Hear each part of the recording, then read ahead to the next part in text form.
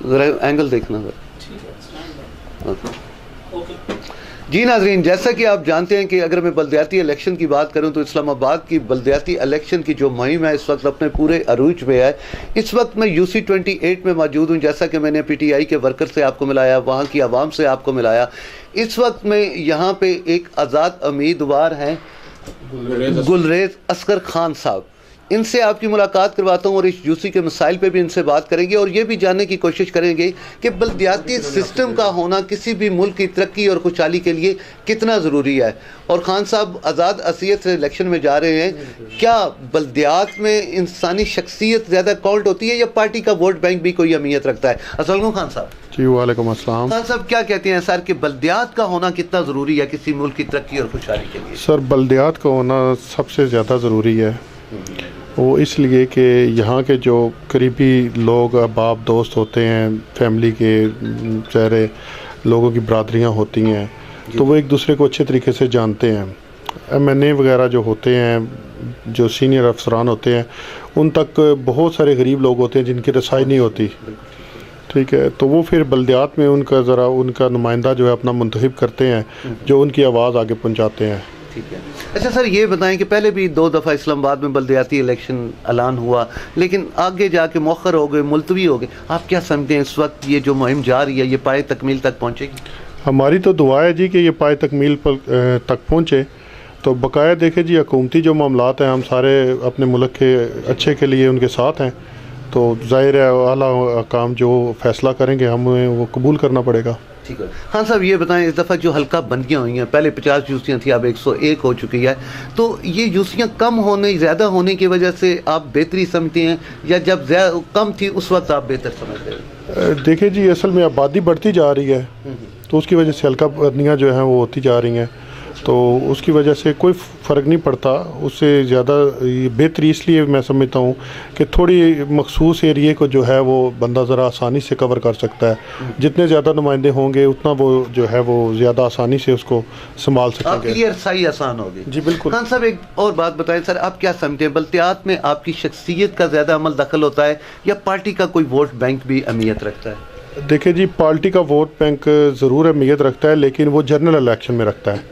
यहाँ पे बल्दियात में जो है वो ज़ाती शख्सियत और ज़ाती जो इलाकाई जो दोस्त अहबाब होते हैं उनको ज़्यादा मेरा ख्याल तरजीह देता हूँ मैं, और वो समझता हूँ कि वो ज़ातियात जो है वो आपके दोस्तों से, आपके तल्लकदारी से उससे ज़्यादा बेहतर होती है।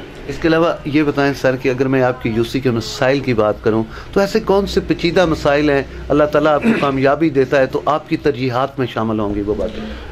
मैं आपको ये अर्ज़ करता चलूँगा कि देखें जी, मैं पहली दफ़ा इस चीज़ में हिस्सा ले रहा हूँ इलेक्शन में। ठीक है, और मेरी नज़र से जो गुज़रे हैं ये प्लीज़, तो हमने अपने उसमें मंशूर में जो हमें अपने दोस्तों में सब में जो चीज़ें नज़र आई हैं हमने अपने मंशूर में वो सारी ऐड की हैं। हम समझते हैं कि ये सारी चीज़ें ज़रूरी हैं। यहाँ पे हॉस्पिटल की बहुत ज़्यादा कमी है, काफ़ी बड़ी आबादी है, इसमें हॉस्पिटल नहीं है, हमारे एरिया में कॉलेज नहीं है। ठीक है, और सीवरेज वगैरह के बहुत सारे मसाइल यहाँ पे, सिक्योरिटी के बहुत सारे मामलात हैं। ठीक है, इसी तरह से बच्चों के लिए खेलने के लिए जगह कम है। ज़ाहिर रोज़गार का यहाँ पे हमारे एरिया में बहुत बड़ी एक इंडस्ट्रियल एरिया है। ठीक है, और हमारे एरिया में सबसे ज़्यादा बेरोज़गारी है। वो क्योंकि बाहर से सारे जो है वो बंदे जो हैं वो उनके पास वर्कर आते हैं, हमारे एरिया के जो बंदे हैं उनको हम चाहते हैं कि उनको वहाँ पे होना चाहिए, उनके लिए हम कोशिश करेंगे और इंशाअल्लाह ताला हम अपने एरिया के लिए जो भी किसी किस्म की कमी होगी उसको पूरा करने की कोशिश है। और सर, अगर मैं आपके मेन रोड की बात करूँ, बड़ा टूट फूट का शिकार है, सीवरेज सिस्टम भी मुझे यहाँ पे तबाह हाल नज़र आ रहा है। जी जी। इसके अलावा कब्रिस्तान मुझे कोई ख़ास नज़र नहीं आ रहा है, इस बारे में क्या कहते हैं? हमने देखें जी, ये आपको मंशूर इसीलिए बताया है क्योंकि काफ़ी लंबे इसमें पैराग्राफ हैं, 14 पैराग्राफ हमने दिए हुए हैं। ठीक है, इसमें सबसे पहले हमने कोटा रोड की मरम्मत और तामीर के लिए जो है ना अपनी जद्दोजहद करनी है और अल्हम्दुलिल्लाह उसका टेंडर मंजूर हो चुका है।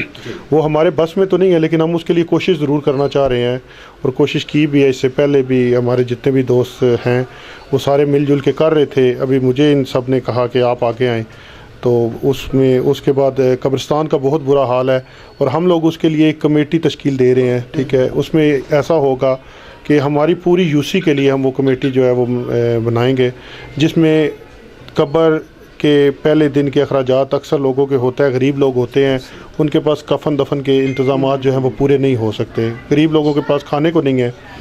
तो हम लोग वो एक कमेटी बना रहे हैं इंशाअल्लाह अल्लाह के हुक्म से। इलेक्शन से हट के भी हम उसके लिए कोशिश पूरी करेंगे। तो उसमें पहले दिन के तमाम इंतज़ामात जो हैं, कब्र के, दफन के, कफन के, उसके घर के इंतज़ामात जो भी होंगे अल्हम्दुलिल्लाह वो कमेटी करेगी इंशाअल्लाह ताला। खान साहब, अपने वोटर्स को क्या कहेंगे? अपने वोटर्स को मैं ये कहूँगा कि बराए मेहरबानी आके हमारा साथ दें। हम सिर्फ़ और सिर्फ इसी जज्बे से निकले हैं कि हम UC 28 के और जितने हमारे अज़ीज़ और ये जितने भी इस एरिए की आबादी है उन सब की खिदमत के लिए निकले हैं। हमारा साथ दे के हमें कामयाब करें। घोड़सवार हमारा निशान है, उस पर मोहर लगाएं और हमें कामयाब करें। हम इंशाल्लाह आपको कभी मायूस नहीं होने देंगे। बहुत शुक्रिया सर। नाज़रीन, आपने असगर साहब की बात सुनी। इन्होंने बड़ी अच्छी बातें की कि सियासत जो है ये उसको इबादत बनाना चाहते हैं, ना कि अपने मफादात के लिए ये सियासत में आए हैं। यहाँ के बाकी लोगों के, इनके सपोर्टर से भी आपको मिलवाता हूँ कि वो इनके बारे में क्या राय रखते हैं।